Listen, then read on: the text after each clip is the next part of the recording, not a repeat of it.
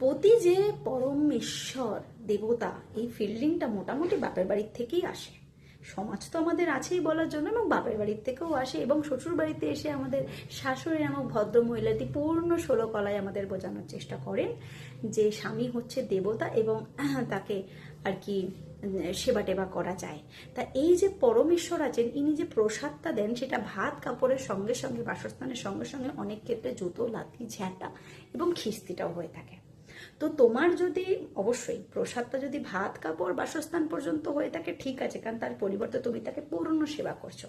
কিন্তু এছাড়া যদি জুতো, লাঠি, ঝ্যাঁটা আর খিস্তিটা হয়ে থাকে, একটা জিনিস মাথায় রাখবেন, পতি পরমেশ্বর হলে আপনি তার অর্ধাঙ্গিনী, শাস্ত্র ধর্ম অনুযায়ী আপনি তার অর্ধাঙ্গিনী। তাই আপনিও কিন্তু কোনো ছোট মোটো দেবীর থেকে কম নন। তাই প্রসাদটা যদি ওই লেভেলের হয়ে থাকে তাহলে অবশ্যই ছোটোখাটো প্রসাদটা আপনিও একটু ফিডব্যাকে দিয়ে দেবেন।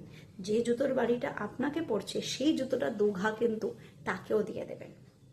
চারটে খিস্তি যদি আপনার ক্ষেত্রে উড়ে আসে, সেটাকে বন্ধ করার জন্য যদি চারটে খিস্তি তাকে মেরে দিতে হয় তাহলে অবশ্যই মেরে দেবেন। কেন জেনে রাখবেন, পতি যে পরমেশ্বর, পতির প্রসাদটা যদি গ্রহণযোগ্য হয় তাহলে আপনি একজন দেবীর থেকে কম নন। তাই আপনার প্রসাদটাও কিন্তু তার ক্ষেত্রে গ্রহণযোগ্য হবে।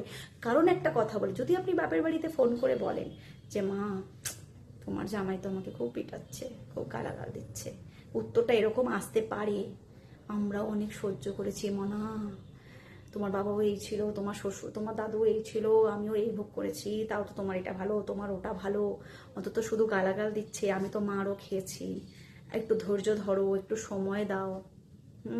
তুমি তো আর বাপের বাড়ি ফিরে আসতে পারবে না, অনেক কষ্টে দিয়ে বিয়ে দিয়েছি, লোন নিয়ে এই নিয়ে ওই নিয়ে গয়নাগাটি বানিয়ে খাটপাট বানিয়ে তোমাকে বিয়ে দিয়েছি, এখন ওখানেই তোমাকে সেটেল হতে হবে, কষ্ট কষ্ট করে থাকতে হবে। তাহলে তোমাকে যখন ওখানে কষ্ট মষ্ট করে থাকতেই হবে, এরকম ফিডব্যাক যদি আসে তুমি কি করবে? যে প্রসাদটা তুমি নিতে পারছো নাও, যে প্রসাদটা তুমি নিতে পারবে না তাকে ফিরিয়ে দাও। এই ক্ষমতাটা নিজের মধ্যে অবশ্যই নিয়ে আসো। কারণ পতি পরমেশ্বর হলে নিজেকে দেবী ভাবার না ভাবার কোনো কারণ নেই।